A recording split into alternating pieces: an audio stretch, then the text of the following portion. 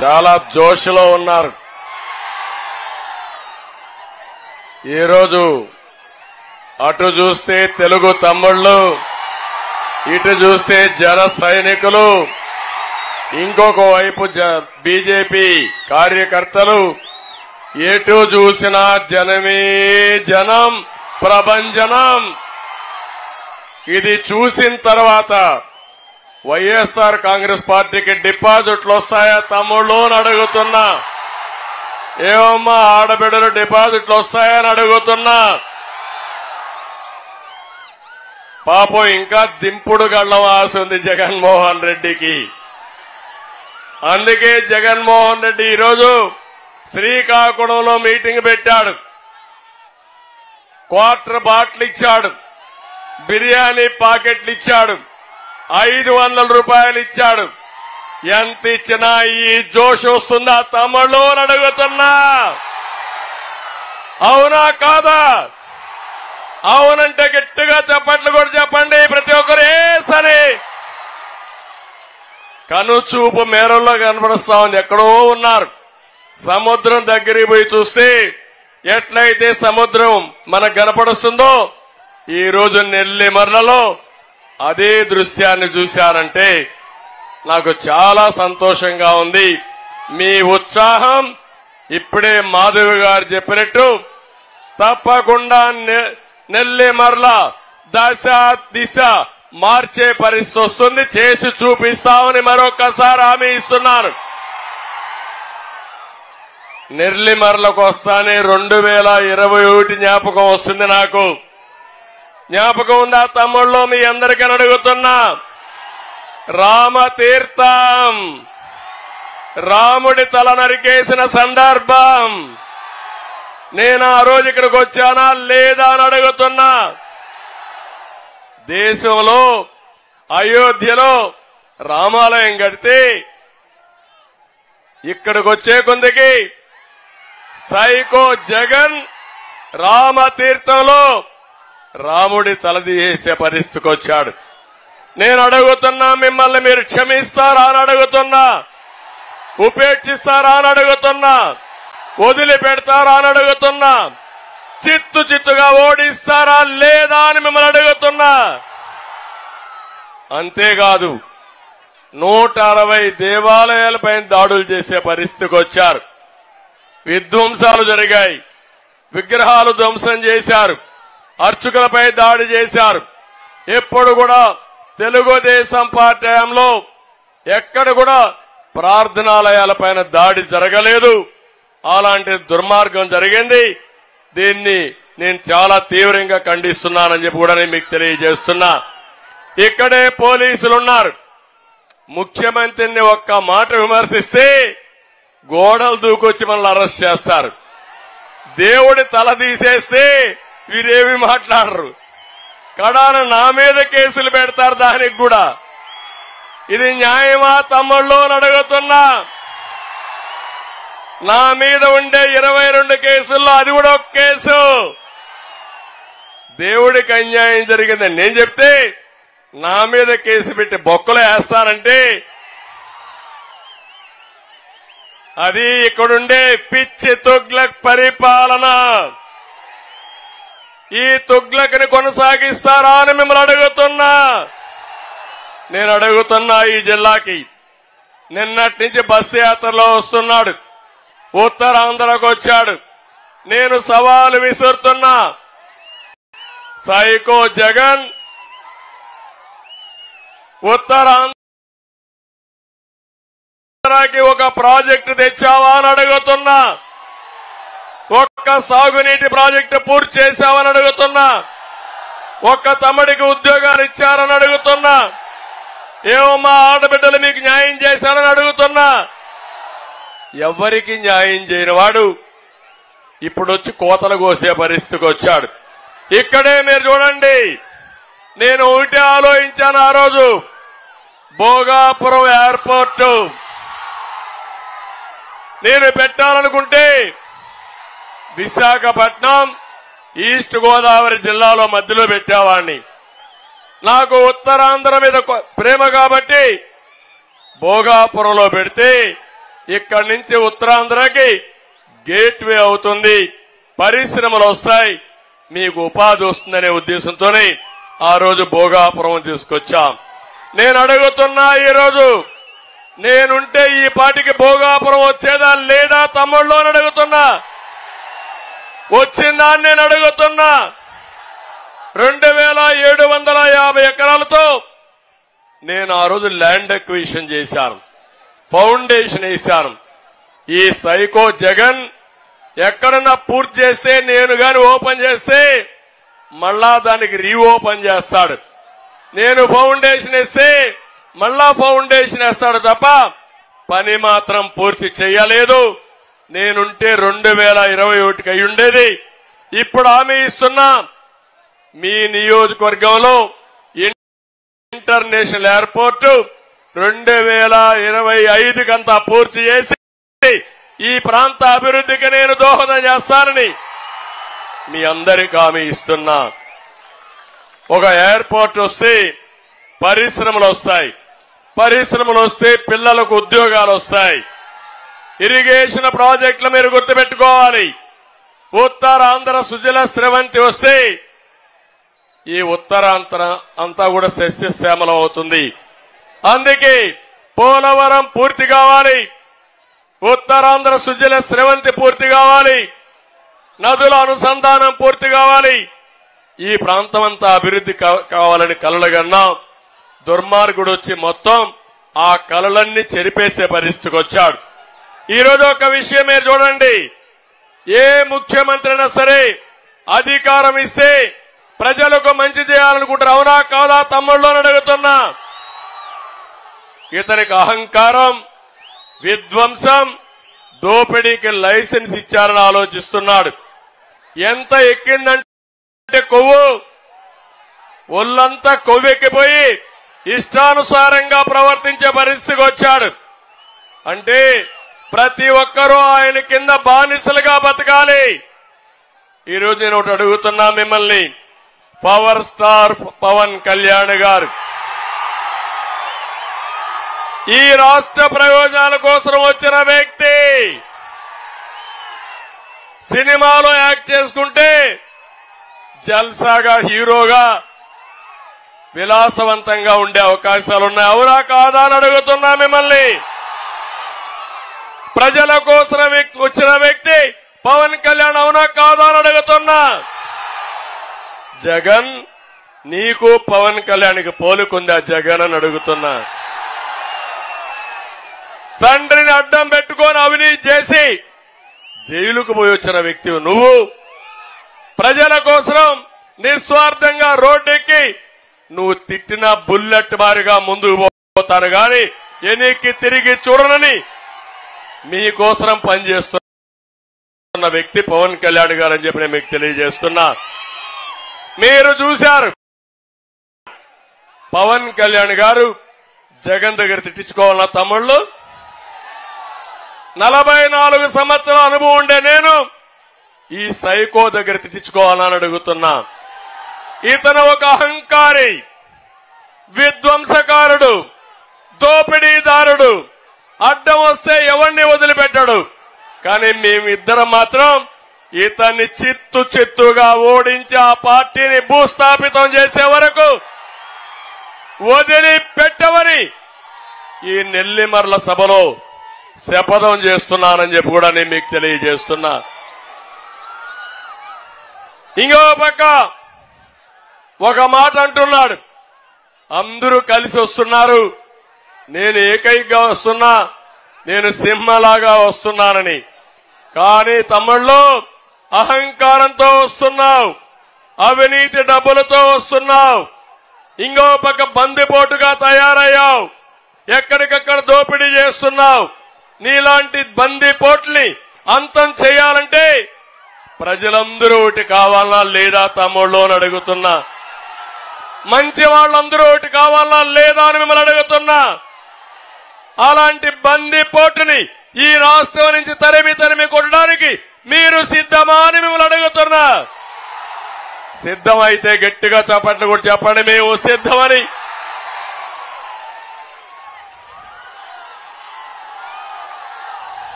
తమ్ముళ్ళు 2014లో తండ్రి శివరాజకీయంతో వచ్చాడు. 2019లో బాబాయిని హత్య చేసి శివరాజకీయాలు చేశాడు. ఇప్పుడు గులకరాయి డ్రామా ఆడుతూ మళ్ళా వచ్చాడు. ఇప్పుడు మన మీటింగ్ ఉంది. గులకరాయి వేస్తే మీకు కనపడుస్తుందా లేదా తమ్ముళ్ళు? కనపడుస్తుందా లేదా? మొన్న కనపడిందా గులకరాయి?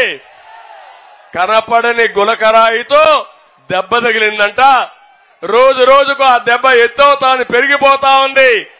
తొలి రోజు చిన్న దెబ్బ, రెండో రోజు దెబ్బ పెరిగింది, మూడో రోజు ఇంకా పెరిగింది. 13వ తారీఖు సాయంత్రం వరకు ఈ డ్రామా కొనసాగించే డ్రామా రాయుడు ఈ సైకో జగన్ అని చెప్పి నేను మీకు తెలియజేస్తున్నా. ఇంకో పక్కన నేను ఒకటే మిమ్మల్ని అందరినీ కోరుతున్నా. ఉత్తరాంధ్ర ద్రోహి ఈ జగన్మోహన్ రెడ్డి. నేను ఏం చేశాడో చెప్పకుండా నేను అడుగుతున్నా. ఇడుపలపాయలో ప్రారంభించావు నీ యాత్ర. తండ్రి సమాధి దగ్గర నుంచే ప్రారంభించావు.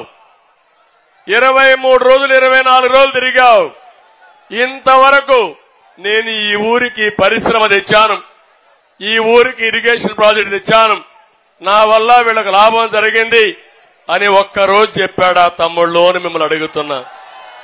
ఎప్పుడన్నా విన్నారా మీరు? ఒకవేళ ఎక్కడన్నా చూశారా మీరు? ఒక చిన్న పరిశ్రమ వచ్చిందా అని మిమ్మల్ని అడుగుతున్నా. ఒక చిన్న ఇరిగేషన్ ప్రాజెక్ట్ చేశాడా అని మిమ్మల్ని అడుగుతున్నా. ఒక్క ఊర్లో అయినా ఇండ్లు కట్టాడా అని మిమ్మల్ని అడుగుతున్నా. కట్టాడు తమ్ముళ్ళు. ఇళ్లు ఎక్కడ కట్టాడంటే కాలవల్లో, అడవుల్లో, శ్మశానాల్లో ఇండ్లు కట్టాడు. ఆడేమైనా వస్తువులున్నాయో తమ్ముళ్ళు అని అడుగుతున్నా. అవి ఇండ్లు కాదు, గూళ్లు కట్టాడు. నేను వచ్చింది మీరు గుర్తుపెట్టుకోవాలి. ఇక్కడే విశాఖపట్నంలో 500 కోట్ల రూపాయలు ఖర్చు పెట్టి విలాసవంతమైనటువంటి బంగళా కట్టుకున్న ముఖ్యమంత్రి ఈ పేదవాళ్ళకి ఇచ్చింది 1 సెంటు మాత్రం ఇచ్చే పరిస్థితికి వచ్చాడు. ఇలాంటివన్నీ చేసి ఇప్పుడు నాటకాలు ఆడుతూ మిమ్మల్ని అందరిని అంటున్నాడు అందరూ బాగుపడిపోయారంట. చాలా బాగున్నారా మీరు? ఏమమ్మా చాలా బాగున్నారా మీరు? మీ ఆదాయం పెరిగిందా అని మిమ్మల్ని అడుగుతున్నా సూటిగా. పెరగలేదంటే చేలు పైకెత్తండి, చేలు దించండి. మీ ఖర్చులు పెరిగాయా లేదా అని అడుగుతున్నా. ఖర్చులు పెరిగాయి, ఆదాయం పెరగలేదు, మీ జీవన ప్రమాణాలు తగ్గిపోయినాయి. దీనికి కారణం అసమర్థుడి పాలన, అవినీతి పాలన, చేతగాని పాలన అని చెప్పి నేను మీకు తెలియజేస్తున్నా. ఎప్పుడు కూడా పరిపాలన అంటే సంపద సృష్టించాలి, ఆదాయాన్ని పెంచాలి, పెంచిన ఆదాయం సంక్షేమ కార్యక్రమాలకు ఖర్చు పెట్టాలి, అదే మరి అభివృద్ధి ఖర్చు పెట్టి మన పిల్లలకు ఉద్యోగాలు ఇప్పించాల్సిన అవసరం ఉంది. నేను ఒకటే మీకు హామీ ఇస్తున్నాను. నేను, పవన్ కళ్యాణ్ గారు, బీజేపీ 3 పార్టీలు ఇక్కడ కలిశాం. ఈ 3 పార్టీలు కలిసింది మా ముగ్గురి కోసరం కాదు, మా పదవుల కోసరం కాదు. ఒక విధంగా చెప్పాలంటే ముగ్గురం తగ్గాం, ముగ్గురం త్యాగాలు చేశాం. ఆ త్యాగాలు ప్రజలు గెలవాలి, రాష్ట్రం నిలబడాలి, మా పిల్లల భవిష్యత్తు బంగారు భవిష్యత్తు కావాలని మేము ఇవి చేశాం. ఇప్పుడే బంగారు రాజు గారు చెప్పారు, నన్ను నమ్ముకొని చాలా మంది పనిచేశారు, పవన్ కళ్యాణ్ గారిని నమ్ముకొని చాలా మంది పనిచేశారు. ఈరోజు అందరం త్యాగం చేశాం. ఒకే ధ్యేయం, సైకో పోవాలి, రాష్ట్రం బాగుపడాలి. ఈ ఆలోచనతో మేము చేశాం. దీన్ని మీరు అర్థం చేసుకోవాల్సిందిగా మిమ్మల్ని అందరినీ కోరుతున్నా. ఇంకో పక్క నేను ఒకటే మీ అందరికి విజ్ఞప్తి చేస్తున్నాను. మా మీద అభిమానం ఉంటే చాలదు, అభిమానం ఓటు రూపేణా రేపు జరిగే ఎన్నికల్లో అభ్యర్థులు గెలిపించాలి. నా మీద అభిమానం ఉండే ప్రతి ఒక్క వ్యక్తి ఇక్కడ ఎమ్మెల్యే అభ్యర్థిగా మాధవి గారు పోటీ చేస్తున్నారు. గాజు గ్లాసు గుర్తు ఏ తమిళలో గుర్తుందని అడుగుతున్నా. అదే మారిగా జన సైనికులు పవన్ కళ్యాణ్ పైన అభిమానం ఉండే ప్రతి ఒక్కరూ అటు అసెంబ్లీకి మాధవికి వేయాలి, ఇటు పార్లమెంటుకి సైకిల్కి ఓటేయాల్సిందిగా మిమ్మల్ని అందరినీ కోరుతున్నా. మా ఇద్దరి పైన అభిమానం, నరేంద్ర మోడీ గారి పైన అభిమానం ఉండేవాళ్లు అందరూ కలిసి ముగ్గురు అభ్యర్థుల్ని గెలిపించుకున్నప్పుడు నేను ఒకటే చెప్తున్నా. జగన్మోహన్ రెడ్డి అంటున్నాడు, ఈ రోజు కూడా చెప్పాడు, 175కు 175, 25కు 25. ఏం తమ్ముళ్ళు ఏమంటారు మీరు? ఆ 175కు 175 మంది, 25కు 25 మంది. ఇప్పుడు నెల్లిమర్లో సవాలు విసురుతున్నా, వై కాంట్ పులివెందల ఏ ముఖం పెట్టుకొని ఓటు అడుగుతావు? పులివెందల్లో బాబాయిని చంపావని ఓటు అడుగుతావా? నెల్లిమర్లో ఏ ముఖం పెట్టుకొని ఓటు అడుగుతావు? రేపు గొడ్డలి పంపిస్తాను ఓటు అడుగుతావా? అందుకే అభివృద్ధి చేసే పార్టీలకు ఓటేయాల్సి కోరుకుంటూ ఇక్కడికి వచ్చినప్పుడు జగన్ ఋషికొండను మింగేసి ఆయన ఆదర్శంగా తీసుకున్నాడు. ఇక్కడుండి అప్పలనాయుడు, కొండ అప్పల్ నర్సాయి గారు, అప్పలనాయుడు, అదే బడ్డుకొండ అప్పలనాయుడు. కరెక్టేనా తమ్ముళ్ళు? మా తమ్ముడు ముద్దుగా పిలుస్తున్నాడు అప్పల నర్సయ్య అని.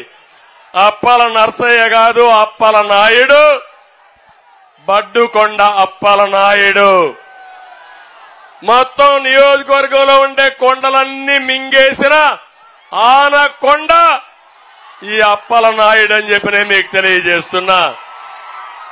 తంగొడబిల్లిలో 10 ఎకరాల విస్తీర్ణంలో ఉన్న కొండని అనుచరులతో అక్రమంగా తవ్వించేసి పూసపాటి రేగ మండలంలో విచ్చలవిడిగా గ్యావెలంతా అమ్ముకొని మొత్తం రాష్ట్రాన్ని ముఖ్యంగా నెల్లిమర్ల దోచేసినటువంటి ఆనకొండ ఈ అప్పలనాయుడు అని చెప్పి నేను మీకు తెలియజేస్తున్నా. ఇప్పుడే జనసేన అభ్యర్థి, ఇంకో పక్క ఎంపీ అభ్యర్థి ఇద్దరు కోరారు. ఇక్కడ ఇంకొక విషయం కూడా మీకు చెప్పాలి. ఈ సమస్యలన్నీ మేము పరిష్కారం చేస్తాం. బంగారు రాజు పైన అభిమానం ఉండే వాళ్ళందరూ మాధవికి ఓటేయండి. బంగారు రాజు భవిష్యత్తు మేము చూసుకుంటామని మీ అందరికీ హామీ ఇస్తున్నా.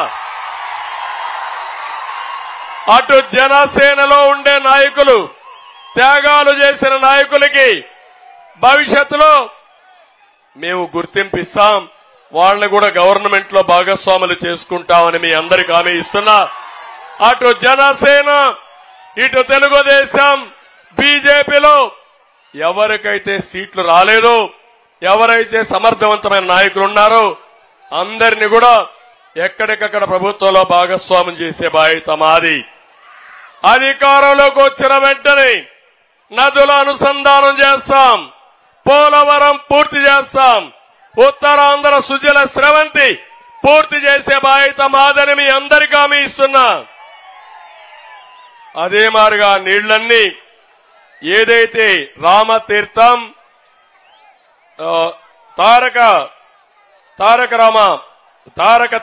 రామతీర్థం, రామతీర్థ సాగర్ ప్రాజెక్ట్ నేనే కంబైన్డ్ ఆంధ్రప్రదేశ్ లో ప్రారంభించా. ప్రాజెక్ట్ ని 2002, 2003 ఆ ప్రాంతంలో ఫౌండేషన్ వేశా. మళ్లీ దానికి మోక్షం కాస్త కోస్తో 14-19లో వచ్చింది. దుర్మార్గులు వచ్చారు, అది చెయ్యలేదు. ఇప్పుడు హామీ ఇస్తున్నా, మేము వస్తానే పూర్తి చేసే బాధ్యత మాదని మీ అందరికీ హామీ ఇస్తున్నా. ఇంకొక పక్కన భోగాపురం ఎయిర్పోర్ట్ పూర్తి చేస్తాం, పరిశ్రమలు తెస్తాం. 200 పరిశ్రమలు ఉన్నారు మాధవ్ గారు. 200 కాదు, రాష్ట్రంలోనే అతిపెద్ద ఇండస్ట్రియల్ హబ్ గా ఈ ప్రాంతం తయారవుతుంది అని అలాంటి అనుకూలమైన పరిస్థితులు ఇక్కడ ఉన్నాయి. ఇంకో పక్క జూట్ మిల్లు వల్ల దెబ్బతిన్నారు, వాళ్ళందరినీ ఆదుకుంటాం. సీతమ్మ చెరువును మినీ రిజర్వాయర్ గా చేయాలన్నారు, ఇది కూడా చేస్తాం. హుద్హుద్లో చాలా మందికి ఇబ్బంది వచ్చింది, వాళ్ళకి ఇంకా కూడా ఆ ఇండ్లు కూడా ఇవ్వలేదు, అవన్నీ పూర్తి చేస్తామని చెప్పి కూడా నేను మీకు తెలియజేసుకుంటూ, ఇవి కాకుండా సూపర్ 6 తీసుకొచ్చాం. నేను అవి చెప్పలేదు ఎందుకంటే సమయం లేదు. మాధవ్ గారు ఇప్పుడే చెప్పారు. నేను ఒకటే మీ అందరికీ హామీ ఇస్తున్నా, 20 లక్షల ఉద్యోగాలు ఇస్తాం. మొదటి సంతకం మెగా డిఎస్సి పైన పెడతామని హామీ ఇస్తున్నా. అన్నదాతకు 20,000 రూపాయల ఆర్థిక సహాయం చేస్తాం. ప్రతి ఆడబిడ్డకి 1,500 రూపాయలు చొప్పున నెలకిచ్చి, అదే సమయంలో సంవత్సరానికి 18,000 ఇచ్చి 5 సంవత్సరాల్లో 90,000 రూపాయలు మీకు ఇచ్చే బాధ్యత మాది. తల్లికి వందనంలో ప్రతి ఒక్క ఆడబిడ్డకి 15,000 ఇస్తామని చెప్పి హామీ ఇస్తున్నా. 3 దీపం కనెక్షన్ కూడా ఉచితంగా ఇస్తాం. ఇది కాకుండా ఆర్టీసీ బస్సుల్లో ఉచిత ప్రయాణ సౌకర్యం ఏర్పాటు చేస్తాం. ఇదే కాదు, డాక్రా సంఘాలకి 10 లక్షల వరకు 0% వడ్డీ రేటుతో వడ్డీ లేని రుణాలు ఇచ్చే బాధ్యత మాదని మీ అందరికీ హామీ ఇస్తున్నా. పెన్షన్లు ప్రతి ఒక్కరికి 4,000 రూపాయలు పెన్షన్ ఇస్తాం. ఇంటి దగ్గర ఇస్తాం, మొదటి తారీఖున ఇస్తాం. పెంచిన పింఛన్లు ఏప్రిల్ నెలలో నుంచి మీకు ఇచ్చే బాధ్యత మాదని మీ అందరికీ హామీ ఇస్తున్నా. ఇవన్నీ చేస్తామని హామీ ఇస్తూ, మా బాధ్యత ఒకటి, ఈ రాష్ట్రాన్ని అన్ని రంగాలలో అభివృద్ధి చేసి మళ్లీ మీ రుణం తీర్చుకుంటాం. ఫ్రంట్ అభ్యర్థుల్ని, కూటమి అభ్యర్థుల్ని గెలిపించాల్సిందిగా కోరుకుంటూ, తమ్ముళ్ళు మీ ఉత్సాహం చూశాం. ఒక్కొక్కరు ఆకాశానికి ఎగిరి పడుతున్నారు. రేపు ఎన్నికల రోజున పోలింగ్ బూత్ దద్దరిల్లాలి. మామూలు బటన్ కాదు, 2 బటన్లు నొక్కుతున్నారు. ఒక బటన్ గాజు గ్లాసు పైన మాధవి గెలుపుకి, అది పోయి జగన్మోహన్ రెడ్డి గుండెల్లో గుర్తుకోవాలి. చేస్తారా అని అడుగుతున్నా. 2 అప్పలనాయుడు సైకిల్ గుర్తుకి అప్పలనాయుడు ఓటేసి ఒక సాధారణ కార్యకర్తని ఎంపీగా చేసి ఢిల్లీ పార్లమెంట్ కు పంపించాల్సిందిగా మిమ్మల్ని అందరినీ కోరుకుంటూ, చేస్తారని చెప్పి ఆశిస్తూ అందరికీ నమస్కారాలు. Jai Hind. Hello AP. Bye bye Jagan.